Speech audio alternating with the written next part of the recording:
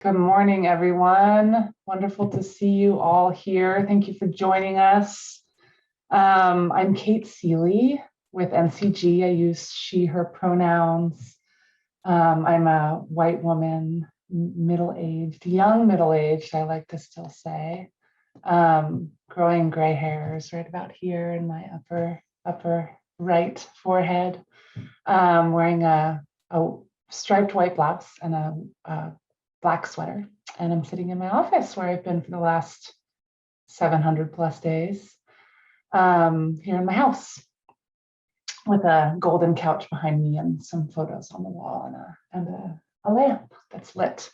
It's really wonderful to have you all here. I want to extend a warm welcome to all of you and us who've come together today to learn about the Youth Power Fund, and particularly how we are centering healing and wellness as integral to movement and power building. NCG has the privilege of hosting kind of the back-end support of this wonderful collaborative of funders, and we're going to learn a lot more about the collaborative today. And I just wanted to spend a couple minutes here in the beginning helping us bridge from NCG's annual conference, which hopefully many of you were able to attend this morning, the plenary session with Michael McAfee of Policy Link, Solana Rice of Liberation and a Generation, and Dwayne Marsh of NCG. So I'll just say a few words before passing it along to Brandon. Before we begin, it's important to acknowledge that we're on unceded and stolen land in the Bay Area and all of the United States. And for me, I think it's really important. I'm here on Pomo land in Sonoma County. And it's really important to acknowledge that we recognize the benefit that those of us who are non-native to this land have from living and working on native lands.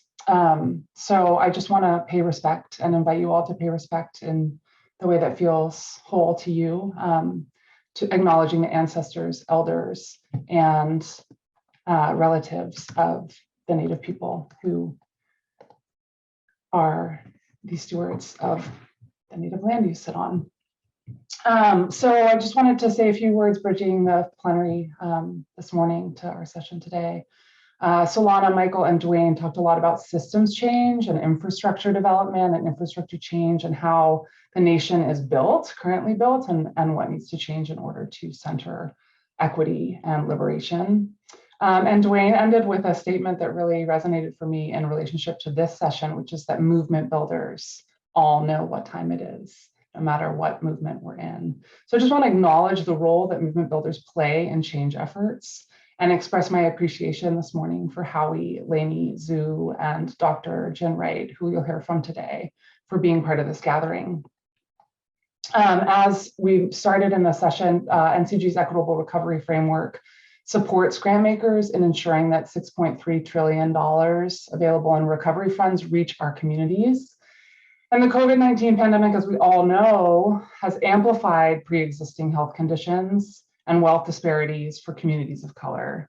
So people experiencing hardships before the pandemic are still struggling to meet basic needs and expenses. And with NCG's Equitable Recovery Framework, we really want to be bold in our demands, because how we define recovery today is going to impact generations to come. So incremental progress, especially at this moment, is not going to meet the needs of the movement. The framework is guided by 7 key principles, 2 of which we're going to talk about today. One, which is ensuring access to quality healthcare and mental health services for all, which includes ensuring access to trauma-informed mental health services. And the second that we're going to touch on today is defending access to safe learning environments and youth development, a lot of which is focused on education and educational environments, but also includes the deepening community-based partnerships to meet the needs of students and their families, and particularly including student voices in decision-making. So as we go about this session today, I want to invite you to add your comments, reflections, props in the chat. We're really going to be paying attention to that as hosts, and making sure that we respond to the questions. And we'll be live there. So please make use of that. And I'm just going to pass it here to, well, first of all, I just want to thank the Youth Power Fund, all the folks who are part of the Youth Power Fund. It's a super engaging group. And Brandon is going to kind of lead us in the Youth Power Fund overview today. Brandon Johns is Program Officer at San Francisco Foundation and is on the core funder team of the Youth Power Fund. So Brandon, I'm going to pass it over to you. Thank you all for being here. It's wonderful to see you today. Thank you, Kate. I appreciate that. Hello, everyone. Very nice to meet you all. Really quickly, just want to invite folks to, again, fill out the chat if you like, but also I know we're at different time frames. So if anyone needs to stretch or anything like that, or shake it up, or just get loose, or, just get reinvigorated in this conversation, that'd be great. Brandon Johns, again, San Francisco Foundation, Black male, wearing a green sweater. I have the Zoom backdrop of San Francisco behind me, if you can see it. Yeah, Josh, pick a stretch. So yeah, that is me, and very nice to meet you all. So again, hello to everyone, and welcome to our breakout session at the NCG Annual Conference and our Spring Funder Briefing at the Youth Power Fund. So for the Youth Power Fund, we've actually done we do two briefings per year, and the aim is to share the highlights of the fund and also to invite folks like yourselves to be part of this going forward and to hear more about our work. So before going forward, I'll quickly introduce myself a little bit deeper and my connection to this work. Brandon Johns, again, San Francisco Foundation. And prior to working for the foundation, and still somewhat, I was the founder and ED of an organization in the DC area named Making a New United People for 10 years. While at that time, we weren't considered a youth organizing organization, we did a lot to fight and organize and activate around that. In Tacoma Park, where we were really began, we were one of the first areas in the country, I believe, to drop the voting age to 16. So been part of that fight for a long time. And sadly, last week, connected to the organization, one of the mentees, Amadou, what we usually call him Bamba, that I've known for almost half his life, was murdered in front of his apartment complex in Tacoma Park, Maryland, a suburb of DC.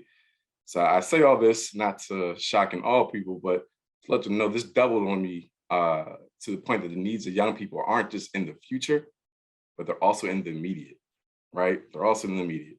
And obviously since COVID, these needs have even become more urgent for our communities. And just like our youth, our philanthropy is also faced with decision-making that is immediate and also long-term. Our young people know what is needed in our communities.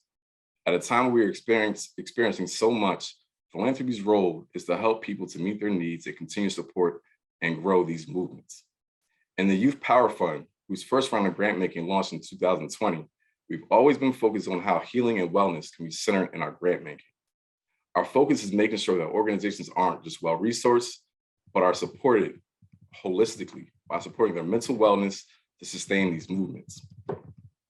Hearing the challenges that our youth are facing, given COVID, as a fund, we decided to make an additional payment to grantee organizations in 2020, specifically to support healing and wellness.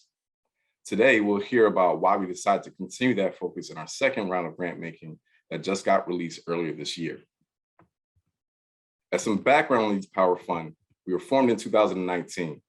The Youth Power Fund is comprised of organizations, youth, and funders interested in advancing the equity and justice through youth organizing, sorry. Youth and the organizations that they represent sit at the center of this fund. They work alongside funders to design the grant-making phases and to make grant decisions through participatory grant-making sessions. The Youth Power Fund is a powerful example of how funders can practice new ways of engaging and working with our communities. Today, we'll be hearing from three fantastic youth organizers and members of the Youth Power Fund, and from Dr. Sean Jenright, who has studied, taught, and advised on how centering healing can resource youth-led movements and transform communities. But first, we'll be hearing from the youth. I believe we have Howie, Zoo, and Laney, who you'll hear from in just a moment, participated in design and decision-making of the Youth Power Fund's second phase of grant making. They're going to launch us into the session as they share with us the design team, why the design team decided to use healing and wellness as a specific criteria in the application process. They'll also be sharing what they've been hearing from other youth as well in their own communities. So please join me in welcoming Howie, who is a fellow with the Yocali, our partner in the Youth Power Fund, Zoo, who organizes with Bay of Peace, with Bay Peace, and Lainey, who organizes with APAL, Building API Communities. Welcome, Howie. Thank you, Brandon, for that warm welcome. I also would like to thank everyone for having me in the space and really sharing my experience with everyone. I would like to make note that due to an emergency, Zoo is not able to make it. Maybe he'll hopefully hop on soon, but it seems unlikely. But, you know, I think to Lainey and I, we've definitely had to improvise a lot, and it's something that we do often. So thank you so much, Lainey, for being here and really having this conversation with me. It's an honor to be able to facilitate this portion of the conversation with such amazing youth leaders who I've had the experience working with during both the grant sessions as well as the design sessions. And in these design sessions, I think something that really came up was the importance to center healing and wellness. And that comes from living through a pandemic. I think as youth, it was basically, we've only known a way of life where we were physically in school, we were organizing after school, and the pandemic came, we transitioned to a whole new format of learning. We're bombarded with having to live through a pandemic, watching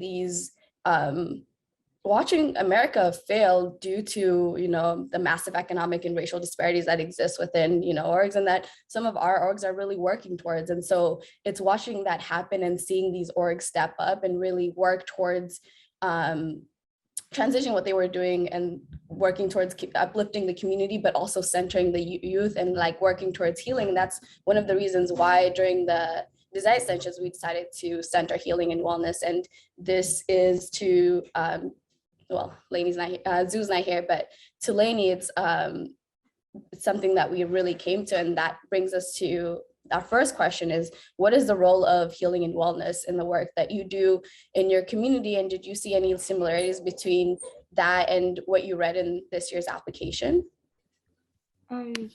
With healing, for us at APAL, it's expressing through our culture and holding our space for each other to speak our mind. An example that I recall is that we talked about the Asian hate crimes going on and how we can protect and voice our support with Asian Americans. And we focus a lot on gender justice, and occasionally we do gender justice circles where we're separated and talk about what our gender means to us. And we talk a lot on the issues that we don't cover in school and topics that are rarely discussed elsewhere, like feminism, for example. And I feel like we're able to cover a lot of topics that the youth think about outside of school. And I'm grateful that I'm able to have a space where I'm comfortable enough to share my thoughts. And with the applications that we read this year, I recall that a few of them were youth centered and provide spaces to speak their mind. And I remember that some of them have one-on-one check-ins with how the youth are feeling. And one specifically provided care to a girl who wasn't feeling very good throughout the sessions and gave her the support that she needed. And I see that both really care for their youth and see it as a mutually engaging relationship between the organizers and the program attendees. Yeah, thank you so much, Lainey, for sharing that. Although Zoo can't be present, we did do some prep, and so I have some powerful quotes he has made. And so again, like Zoo is he's a poet and he speaks truth to power all the time. So some of the things that really came up during this question was that you know, we center our own personal healing first because we cannot show up for others if we are not working in healing ourselves. And yeah, that's powerful in its own. We can't pour from an empty cup. And this is also a quote I love to use that Zoo has previously mentioned and often says. Another thing that he said to this question was that there's a similarity we saw with other orgs where they were doing one-on-one check-ins, community outreach, and multiple ways to organize. We're making space for healing and wellness that, you know, that reconnected youth to their roots and cultural practices. And that's something that a lot of these orgs that were showing up within, that were showing how they were healing, they were centering healing within their applications.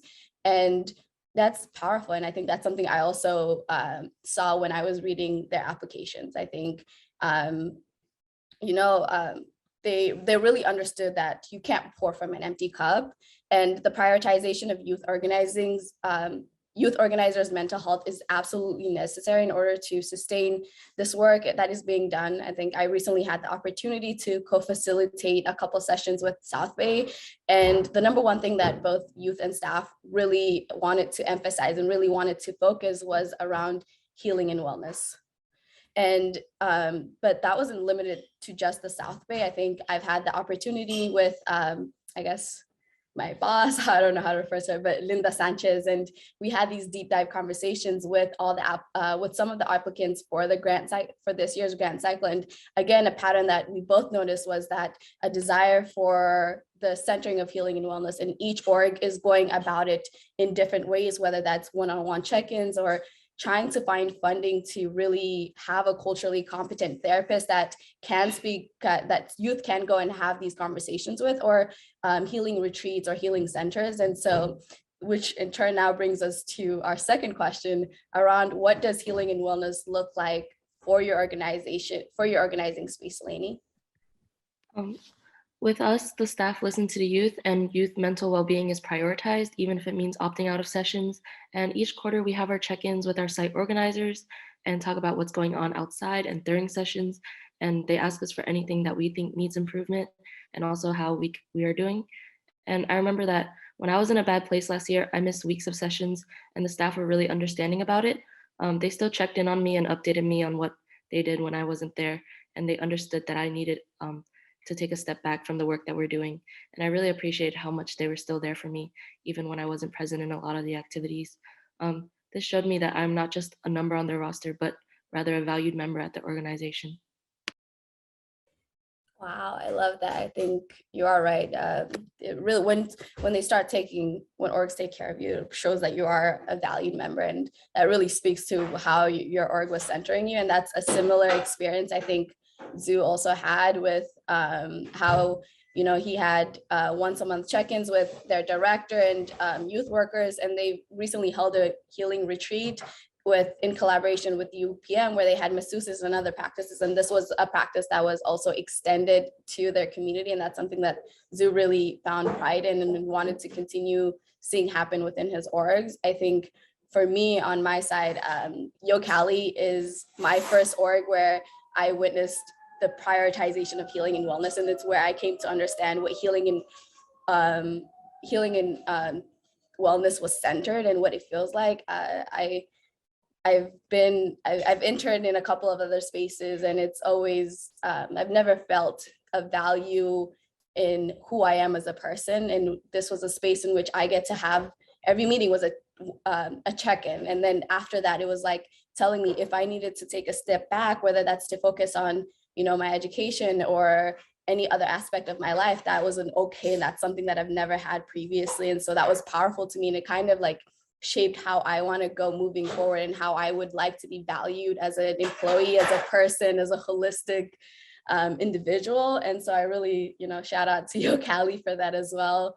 And YoCali also does TEI and the Embodiment Institute, which has been quite enlightening and just showing me the importance of prioritizing healing and wellness and the practices. And so I think that's something to also speak to. You know, I think the academic setting is really, the academic or work setting, other than like youth organizing, isn't really a space that has been centering healing and justice. So I really props to youth organizing for really doing that. And so that also, you know, leads us into our next question. I think given the lack of institutional support from schools, how do your organizations prioritize mental health during a time of the pandemic? Much hasn't changed for us since the pandemic. We just took our program online, and our program was not impacted due to the pandemic, and our healing and justice work continued. During online meetings, small breaks were encouraged, and with school and online classes, they didn't give us breaks or ever mention it to us when we would be burnt out sitting at a computer for hours. And one time we did a wellness workshop that was youth-led, where we focused on guided meditation, and we had wellness kits dropped off to each attendee. We talk a lot on different ways to self-care, which is something not highlighted in school at all for me. And this has been transformative for me because before I joined APAL, this was really never something I got to explore or given the space for. Yeah, I definitely have to agree with the whole school not knowing how to prioritize mental health or to even have like begin to even have conversations around healing and wellness or mental health. And so thank you for stating that and how your organization really showed you what self-care can look like, and going above and beyond and dropping that healthcare kits at your house. Lainey, Zoo actually had a powerful quote around this. He said that there are a lot of conversations about mental health and how their director applied for a grant that allowed us to each have access to therapy, and that's like powerful. And having a trained and professional to have these conversations with youth is so important and very, I don't know, I think necessary for all orgs. I wish that that's something I wish for all orgs to have. And so again, for my personal experience, the education system is not the best place for mental health. It's not wired to really support or uplift health or wellness. And for a lot of us youth, I think our introduction into mental health and wellness and healing comes from our organizations. It comes from them really breaking it down, what self-care can look like, what prioritizing your mental health, your wellness looks like. And that's our intro to mental health, because it's not coming from our education system unless you're Zoo's here. Sorry, everyone. Sue, we are on the third question. Given the lack of institutional support from schools, how did your organization prioritize mental health? Would you like to give it a shot or wait until our next question? Yeah, I'll go.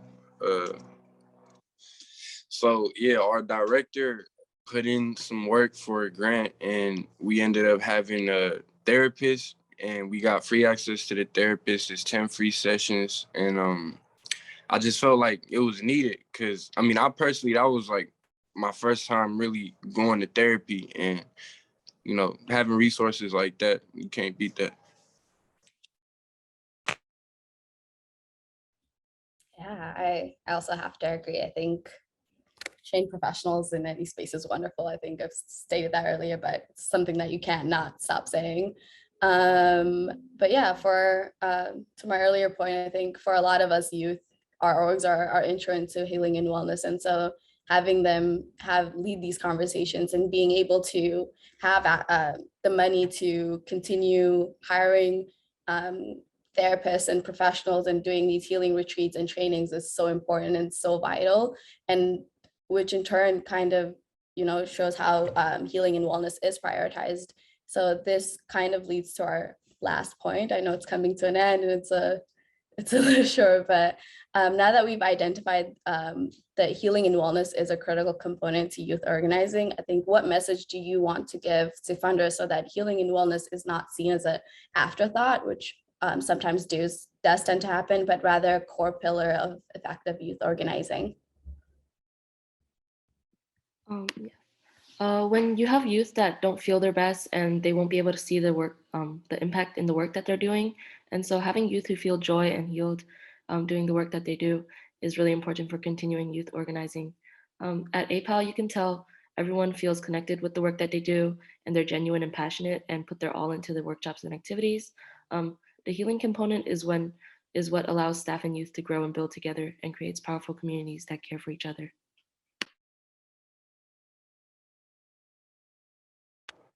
This work is stressful. Like it's not easy on the mind at all. So, having that point of release when you in the field and just like, for instance, so like at Bay Peace, we work with a lot of youth. So working with these youth, a lot of stuff came up for me. You know what I mean? Like we doing healing circles, we having conversations. It's like, it's for them, yes, but we still humans. Like, like I go through the same stuff and I'm going through the same stuff as you. It could be triggering, you know what I mean?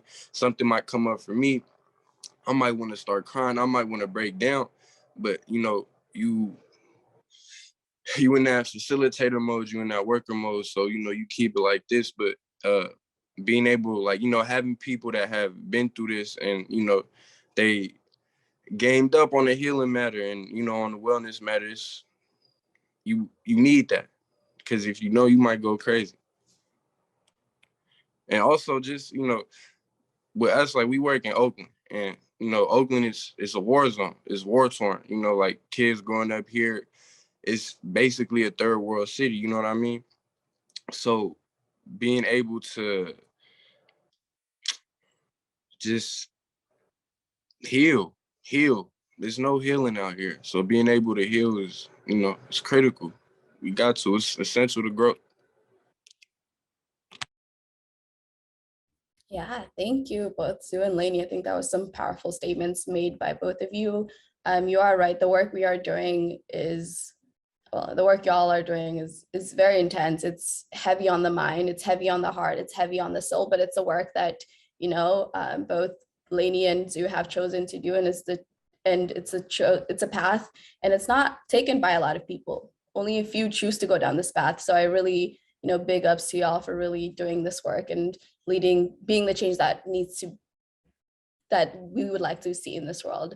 And to that point, I think healing is necessary. Like, healing is so important to prevent burnout, to sustain this work in a way that is sustainable. I think burnout is the reason why there's lack of retention. That's something that a lot of that did come up during our deep dive interviews.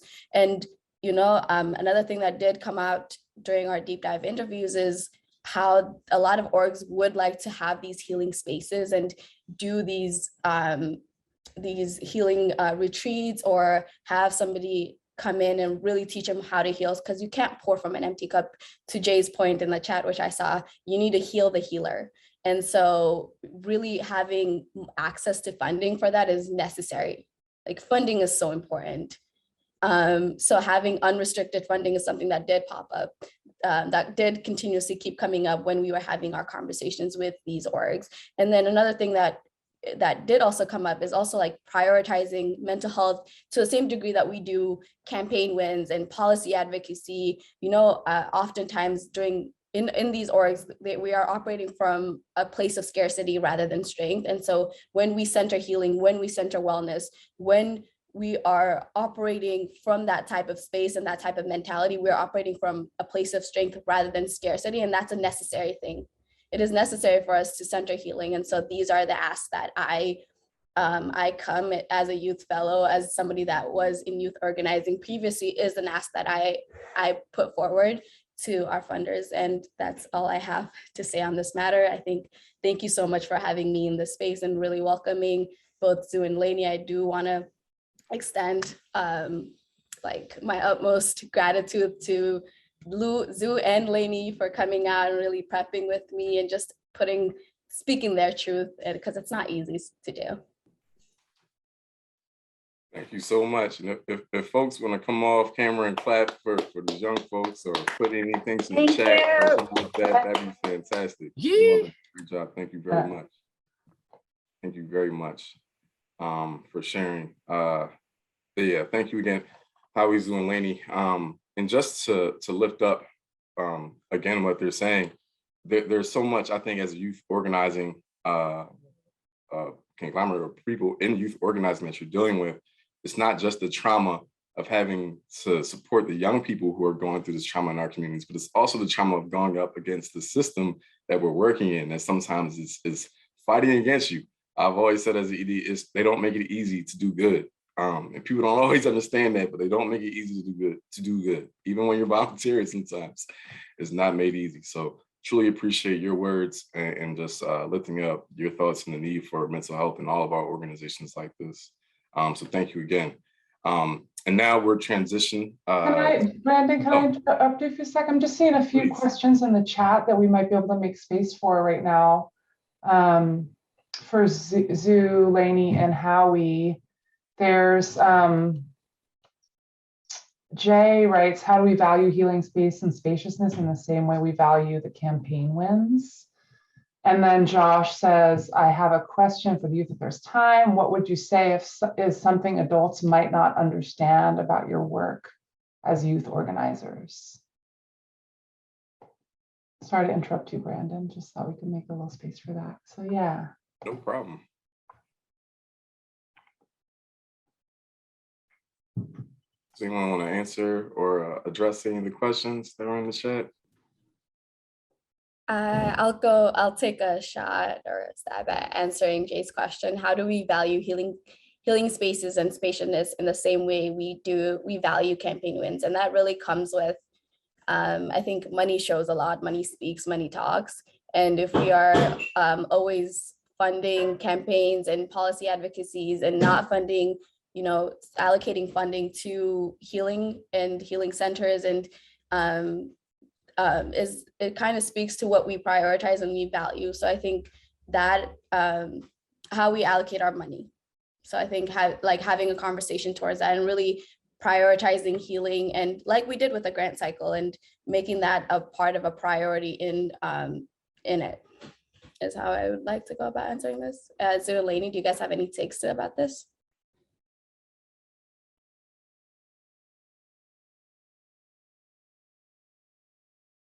I think you pretty much covered it. Yeah.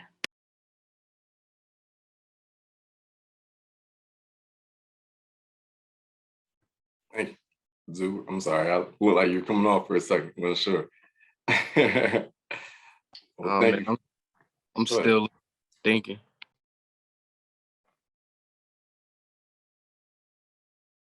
Got you.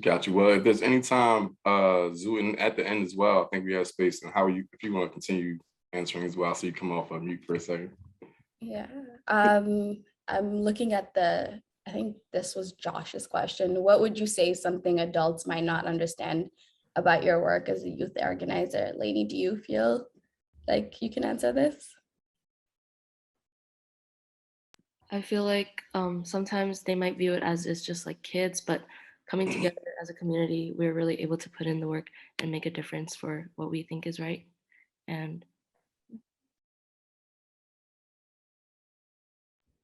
yeah, that's a powerful answer. I've been, as a Tay youth, I've kind of don't do youth organizing anymore, but I do partake in like ARM, still adjacent to it. And so I think from when I was doing youth organizing, I think the work that they are doing has its own burdens. To Zoo's point, I think Zoo really speak to it. It's you come from these communities and you also have your own trauma and triggers that you carry, and you come into this space and you decide to put your healing aside oftentimes to work on bettering the community, but you really again can't pour from an empty cup.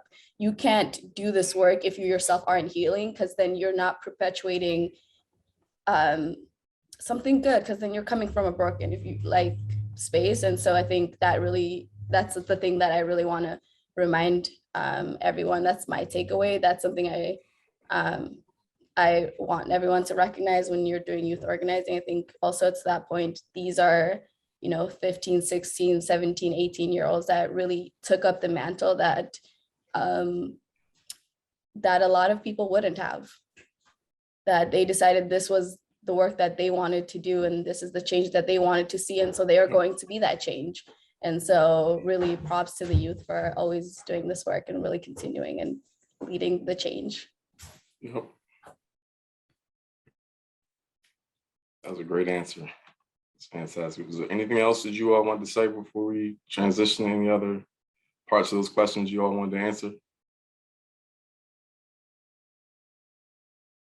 Great.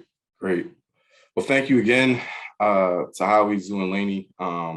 Really building up and lifting up, healing the healers, right? Healing the healers, the ones out there doing it, need that support as well. So thank you again for just giving us those thoughts, words, and visions about the future, what we want for our organizations and communities.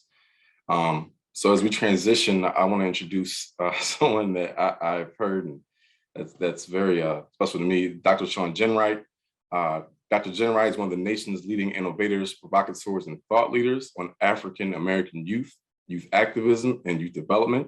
He is a professor of education in the Africana Studies Department and senior research associate at San Francisco State University. His research examines the ways in which youth in urban communities navigate through the constraints of poverty and struggle to create equality and justice in their schools and communities. Dr. Jenright is also the founder and chief executive officer of Flourish Agenda, Inc., a national nonprofit consulting firm whose mission is to design strategies that unlock the power of healing and engage youth of color and adult allies in transforming their schools and communities. Dr. Jenright is the author of the recent book, the 4 pivots, reimagining justice, reimagining ourselves, and many other books and publications. Dr. Jeremiah serves on the California Endowment Board, where he was the chairman for 3 years, from 2018 to 2021, with oversight over $3 billion endowment to improve the health of Californians in underserved communities. Dr. Jeremiah, I'd like to thank you for joining us today and look forward to hearing your remarks. Thanks, Brandon. Zoo, Howie, and Lainey, thank you for your commitment. Thank you for your comments. Thank you for your wisdom and insight about why it's so important to consider and think about healing. Brother Brandon, my love and light goes out to you and the family of your lost friend and colleague in the Maryland area. We don't focus on grieving it enough, and loss of any life deserves our silence, our prayers, and our presence. So I want to send that love and light to you, and thank you for being here. So Zoo, Howie, and Lainey really just sort of laid out, I think, some of the most important sort of ideas and concepts that those of us who care about justice and love justice should be considering. And that is, what does it take to actually create a healing-centered society, a healing-centered community, a healing-centered organization? I wanted to chime in on that question earlier about, how do you prioritize healing, well-being, mental health with campaign work? My daddy was a mechanic. He taught me how to work on cars. He taught me about how gears work and about how transmissions function. He worked with his hands and he had tools. And one of the things he always told me that gears always require oil and lubrication. If you don't do it, the gear won't work. The question about sort of organizing and well-being, I see organizing is the gear. It is the tool that allows us to pursue and address and create the justice that we want. But healing is the oil on that gear. And it allows for the smooth integration of those gears and organizations and people working to create the kind of communities we need. They need to go hand in hand. They are not either or. They are not one or the other. They work together to create the kinds of engineering we need in our society, organizations, and communities to actually produce. A friend of mine was talking about the moment that we're in. In many ways, pre, during, and post our COVID experience, we are essentially transitioning from an old world into a new one.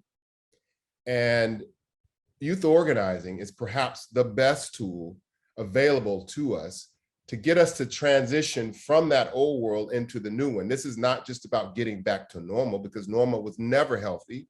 Normal was never supportive of our communities.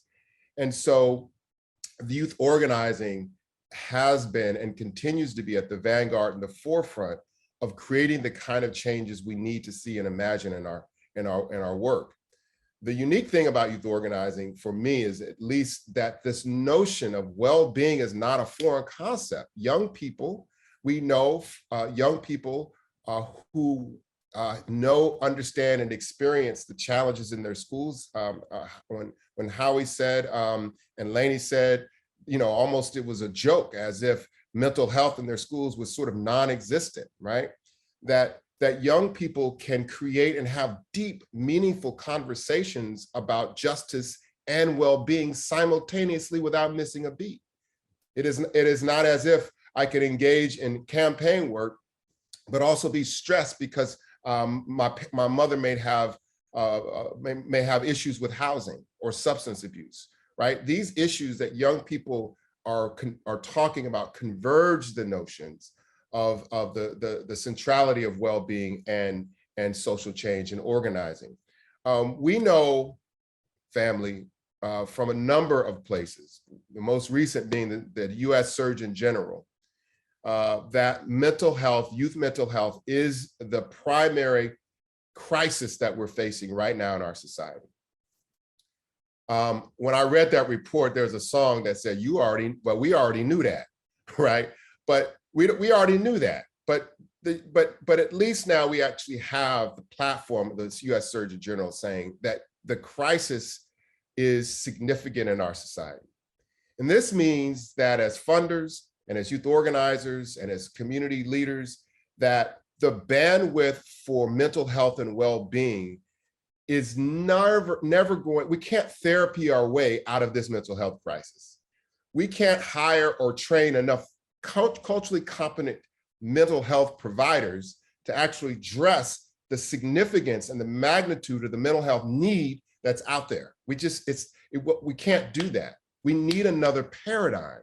And that paradigm is healing-centered paradigm, a healing-centered engagement, which says that everyone has a responsibility and the capacity to provide well-being supports. What if we provided barbershops, beauticians, coaches with tools to heal? That healing shouldn't happen in the confines of only a therapist's office, but healing can happen on the bus. What if we supported bus drivers and people on BART to provide the mental health support for young people, provide the support, the mental health and well-being support for young people where they are, not in the therapy office. Now, I'm not saying we shouldn't support therapy, but again, if we have a significant issue, we have to think differently. We have to use our imagination to expand that bandwidth.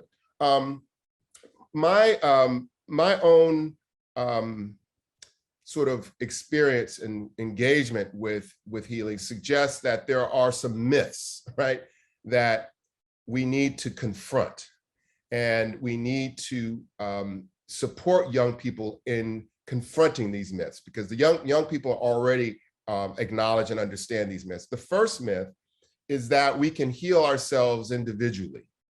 And I want to sort of push back sometimes on the term self-care. Self-care presumes that my health and well-being is only my responsibility, right? That if I meditate enough or eat the right foods and so forth, that I could be well. But we heard from Zoo. We heard Zoo say that Zoo could do that all day, but if he goes to the 7-Eleven, if he goes to school, and when he goes to his job, that the war zone creates the stress. So we can't say that self-care is enough. We need collective care. We need to be providing collective capacity for young people to have ongoing conversations about their well-being. And second, we cannot let institutions off the hook. We can't let schools off the hook. We can't let public policy off the hook to support the ongoing well-being of young people and communities. And so we have to think about how city governments can provide not only mental health support, but provide opportunities for young people to create sanctuaries where they can have ongoing dialogues, ongoing regular opportunities to engage in mental, physical, and emotional health. So as we move from this sort of old world to new world, sort of transition to a new society, we certainly will need new tools. And we recognize that, the mental health crisis that we face is significant. But we also have a number of organizations, a number of strategies that are around the country that are in many ways responding to the mental health issues in very innovative and creative ways. I use the term healing-centered engagement. And I use that term intentionally because when we talk about mental health almost is as if mental health presumes that you need to get mental health if you're mentally broken. But now we don't think the same way with physical health, right? Physical health, you can say, I'm gonna lift weights, I'm gonna run, I'm gonna do some stuff, and I'm gonna just get stronger. Doesn't mean you have to be broken, but mental health presumes that I need mental health support if I have mental health issues.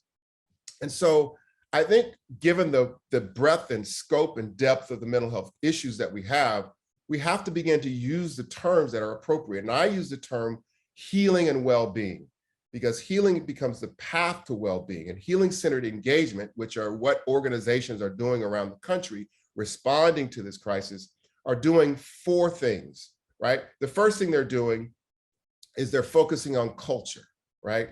culture as a basis for restoring young people's sense of self and well-being.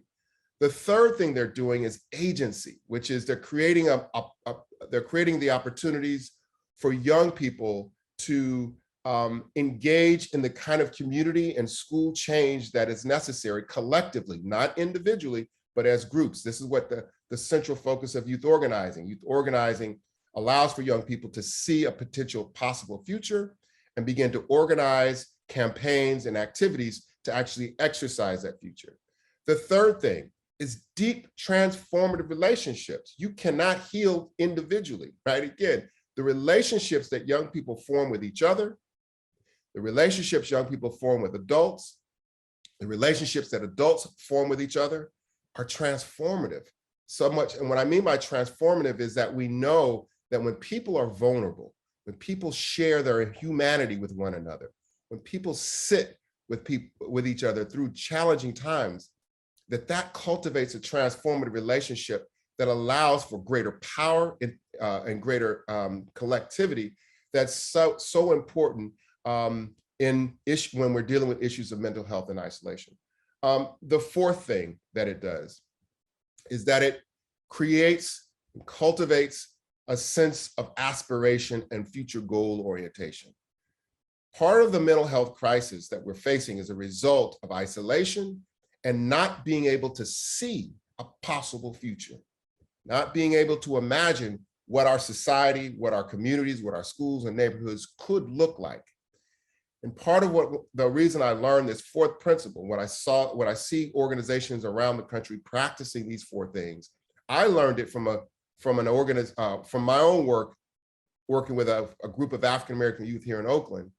And we were using trauma-informed strategies. And every Wednesday night, we would be at Laney College, sitting in those blue plastic chairs. I have them recount and tell their stories of trauma. When one evening, one of the young men said, "Hey, Dr. G, why do we always have to talk about the worst thing that happened?" Right? Like, I want to be able to talk about my dreams and my aspirations. And the other young men began to talk about the same thing. And that puzzled me because I hadn't been trained to think about the assets, the dreams, the imagination that young people have that contribute to their sense of wholeness and well-being. I want to end with a couple of things. What should funders be thinking about for grantees?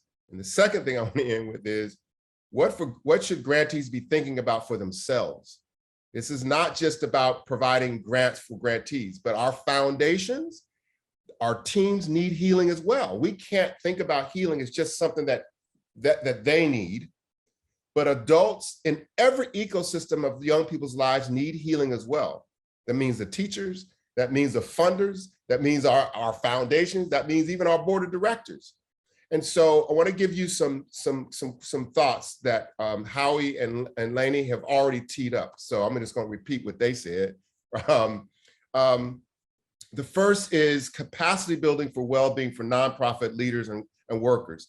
We know that reflection and the capacity to sit with ourselves and sit with each other contributes to significant well-being. But oftentimes we don't have a funding strategy and source. So while therapy is important, having the time to reflect is important. That contributes to our well-being. What does that mean? It might mean, funding reflection weeks where we actually don't work. You allow for an organization to shut down for 1 week or 2 weeks, and you don't work. You don't check your email, and your only assignment is just to take walks and think and reflect and let all the dust settle. Fund that. Second, fund systems of support like sabbaticals, wellness funds, and retreats. I know organizations, and I'm encouraging school districts to not only have sick days. You have the policies, you can take a sick day, but you have to be sick in order to get well, right? That's a deficit frame. And so I'm encouraging school districts to create wellness funds, where if you want to just take a day to be well, to do what you want, to go to yoga class, you should be able to have access. Organizations should have wellness funds, which is a regular opportunities for people to access funds to support their well-being, not to just address their mental health. My organization, Flourish Agenda, has $250 a month for each. We don't have a big organization. It's just 12 people, but they have $250 a month to use for their well-being, not only for their mental health. That's a different benefit, but it suggests that we have to put our money where our mouth is if we're considering well-being. There's a form of inequality in our society that we rarely talk about, and that's rest inequality. We know about racial inequality. We know about gender inequality. We know about class inequality, but there's also rest inequality. And what is rest inequality? Rest inequality is the disproportionate opportunities for some communities to have longer, higher quality duration of rest and recreation. Rest and recreation. Rest is not just sleep, but it's also the capacity to play. So when we think about funding that, we can create opportunities and spaces for people to create strategies for people to can have time off, rethinking and reimagining the work week, creating opportunities for people to have rest clubs, right? I've met a group in New York that has a rest club where they actually meet weekly, but they also talk about their rest. But it's a way that we're responding to rest inequality that actually has an eroding impact on our work. And then lastly, to create learning communities around well-being, so that it's not just capacity building, but deep learning communities where people come together regularly to talk about their challenges, but also the possibilities with their own, to deepen their understanding of well-being so that they can integrate that into their lives as well as their organizations. Second, what do foundations need to do for themselves? Here's a few questions. Foundations. How does your foundation mitigate frenzy? I'll say it again. How does your foundation mitigate working in constant, persistent frenzy? When we work in frenzy, we make poor decisions. When we work in frenzy, we don't think deeply or courageously or imaginatively enough to make the kind of changes and investments that are required in this new world that we're trying to create. And so as a result of this frenzy, we oftentimes, have, everybody on here has a to-do list. You check off your to-do list, you put 3 things more back on it, and it's just sort of ongoing, right? How does your foundation mitigate that? What does the work week look like? Do you have learning communities within your organization to actually begin to talk about the quality of work? Second, where do the spaces exist in your foundation for deep learning and transformative relationship building? For your own healing, we're talking about funding healing. Is there healing that occurs in your workspace? Do you have communities of learning and healing in your workspace? Third, how are your foundation's values? What are your foundation's values? And what is the evidence that those values are actually driving decision-making? Or do the values just kind of sit in the employee handbook and you review them once a month or once a year, right?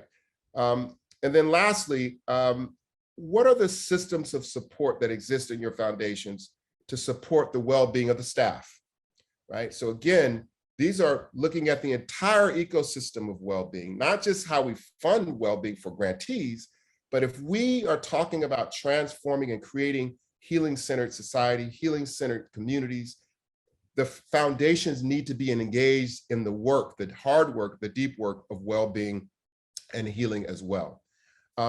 I've talked a lot, and I'll stop there because I know there's a lot of questions, and I talked fast, but I don't want to monopolize the time that we have here. So I'll stop here. Dr. Jenwright, thank you so much. Tessa, please. This is incredibly exciting to move into this next part of the conversation. Thank you, Dr. G. Thank you, Howie, Zoo, Lainey. It's been amazing to be with you to this point, and we have about 15 minutes before we have to close the session. So in the spirit of health and well-being, I just want to invite everybody to take a breath, just to get really grounded. Breathe in and out, and appreciate what we've just heard. And I want to also invite you to join in this conversation now together with those of us who have speaking parts in the conversation today. But before I go there, I want to say who I am and thank you for being here. So we want you to know what I look like. So I'm a light-skinned woman. I would say on the older side. My name is Tessa Ruveral Callejo. That's my mother and my father's names. I'm a senior program officer with the foundation at San Francisco Foundation and one of the co-founders of the Youth Power Fund. So I'm sitting here in an office with some amazing art posters from Fabiana Rodriguez and inspiring artivists from the Center of Cultural Power for Cultural Power. And I'm on the board of the Funders Collaborative on Youth Organizing. It's beautiful to be with you. I also want to name my ancestors because I think that's part of, we stand on the shoulders of people who came before us. So I remember mine that are European, that are Cuban, that are Puerto Rican. And I thank you for being with us today. So as we come on onto this next section, I want to just take a moment to bring everybody back into the space. We heard some extraordinary reflections and very life-giving, I think, and really challenging, I think, to all of us as foundations. So I'm going to open up the space and ask folks to answer as the question moves them. First of all, there was one question that came up, and the question's that it's great to learn about the Embodiment Institute. Can you talk about any other sources that you'd recommend, or what are the techniques? So this could be Zoo, Lainey, Howie, Sean. What are techniques that have been really helpful to you in centering yourselves and in the healing process connected to the organizing? Anyone want to take that question on? Dr. G, any other resource? I mean, there's so many resources. So the question is what are some of the techniques? Yeah, techniques, and then any other organizations you want to lift up for the folks that are on the call. Yeah. So there, a lot of techniques, but I think if you synthesize them into 3 things or activities, the first is spaces that allow people to acknowledge harm. So what happens is people get harmed, and that harm builds up, and there's just no space to talk about it. There's no space to deal with it. So spaces for people to acknowledge how they've been harmed. That could be for young people and adults collectively having that space regularly. The second is spaces to restore that harm, right? And so it's not just talking about what harmed me, but it's also talking about what I need and want for myself, for my community. How do I restore my relationship to myself where I've been harmed? What are some, how do I get some supports around that? So having conversations about assets, having conversations about the kinds of supports that one needs to facilitate well-being. And then the third is just ongoing resources. So resources are basically 2 kinds: time and money, right? And so if you're talking about well-being, but you don't see it in the budget and you don't see it in the schedule, then it's kind of just theoretical. So how do we see and value time and money, time and resources as a function of well-being in an organization? So I gave some examples of that with organizations. Rhonda Bryant at some examples of the Forward Promise. You may be familiar with Forward Promise, which is a spinoff of the Robert Wood Johnson Foundation that provides funding and support for organizations around the country who are focusing on healing and well-being for primarily young people of color. We also know of the National Compositors Network, Jerry Teo and Hector Sanchez's work. Nationally, there's the Latino Behavioral Health Association that is using indigenous and native practices to restore well-being. And so there are a number of examples around the country of organizations that are using a number of methods, but generally those three buckets are what we're seeing as an opportunity for people to create wellness and well-being strategies in their work. So I want to do one thing to thank you for all of those resources and suggestions. Zoo, you came in a little bit late because I know you were juggling a lot in your life and we didn't hear as much from you. So I just want to also invite you back into the space to say, if there's anything you had wanted to say you've got a lot of funders and people who, allies, folks who might have been former youth organizers who are now in philanthropy. A lot of us are in that group. So if there are things you want to share, and then Howie and Lainey, that you just really think, I mean, at the bottom line, we want to be hearing from you. And we're really grateful to be in space with you. So Zoo, is there anything you want to share first?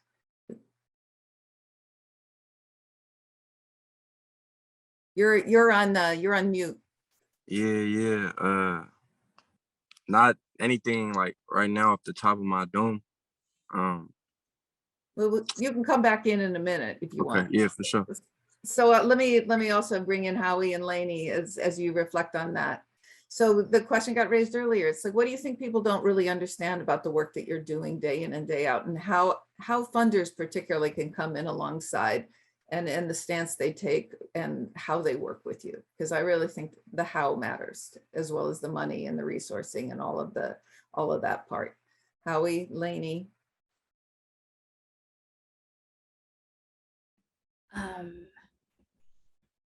Sorry, it was a very loaded question. Can you ask one more time, please? So is there anything you want us, your adult allies, all of us having to do our own healing and attention to well-being, as Dr. G was talking about how we partner with you and work with you? Because we're doing a lot of work together with the Youth Power Fund. But just when does it work? When are you finding, and how do you want the adults the older adults here to be joining you in force in terms of the movement building, particularly funders? I think making that safe space. I think Dr. G really talked about the importance of having a safe space in which where youth are able to come into these spaces. Yes, there's an age disparity, like differences in age, and that often leads to, it's one thing I found is that it's a lot easier to talk about mental health, healing, and wellness when it's someone around your own age and you're able to share about it, because then you think, oh, they have some type of contextual understanding that I've also been through, that they're probably going through.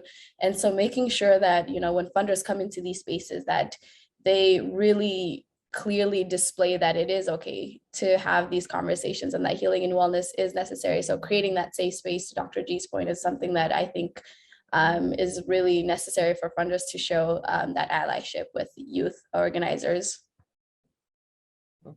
Lainey or Zoo, anything you want to jump in and add? I think Howie pretty much covered what I was gonna say too. I want to say, to understand, you have to understand the environment to understand the need. So like, for instance, like a healing circle, right? Some people might not see the weight that holds in a place where like you got youth that feel unseen, or like they got something on their chest that they they're not able to let out, you know what I mean? And I want to bring this in. So recently we did a healing circle at Bunch. It was yesterday, and Bunch is a continuation school in West Oakland, by the way, and like a lot of stuff came up, and excuse me, hold on, the sirens.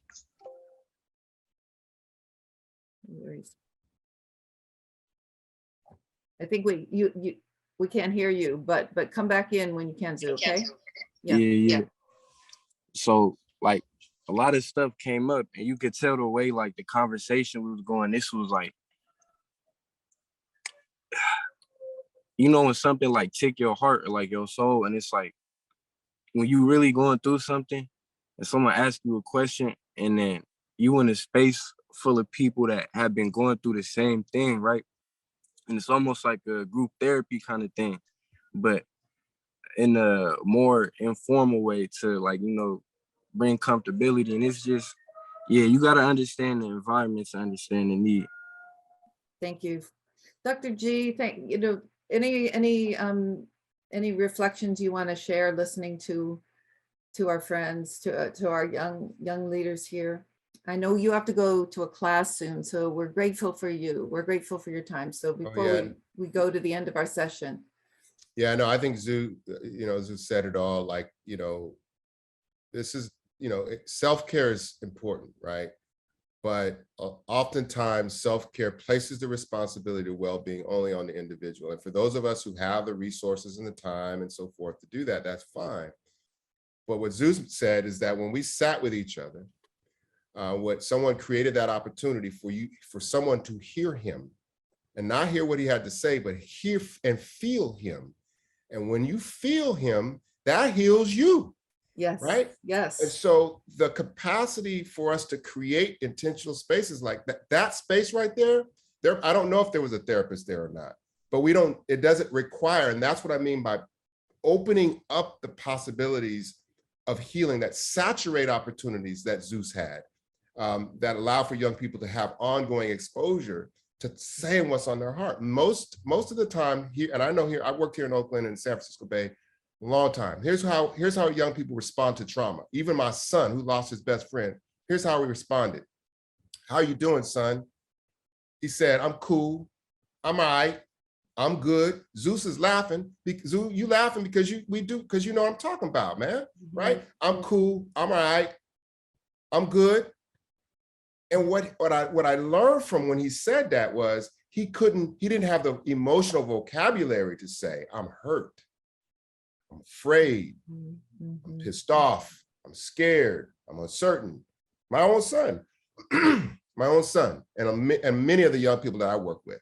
So part of our strategy is creating the spaces for young people and adults, because it's not just young people, y'all. We need to be able to have an emotional vocabulary to say, I'm afraid, I'm scared, I'm upset, I'm whatever that is. So that when we create that emotional vocabulary, here's something we could do for the next 30 days, right? The next 30 days, see if we can expand our own emotional vocabulary by 5 words. Right? Okay. Like just as an example, right? So Zeus, yeah. I thank you, Zeus. I thank Howie, Lainey, Tessa. Thank you for the opportunity. I got to run and do some other stuff, but this is so important work. You. Thank you. Keep healing our society and healing our people. And there's more to come, and we hope to be in future space together. We're going to close now. Thank you, Dr. Sean, Dr. G, but there's something that needs to be said as Dr. G leaves, and I want to take a moment. We got a 30-day challenge. We have tools, we have resources, we have inspiration. We have youth leaders that are leaders of now, not of the future. And we're in a critical moment with the Youth Power Fund. And so I want to take a moment to invite you in a different way into relationship with our young leaders, our youth organizations in the Bay Area, and with other funders who've stepped up to the plate and created the Youth Power Fund. So we have a guide about what the Youth Power Fund is. If you could just put up the slide and drop in, if you see at the chat, you'll see a Google Doc.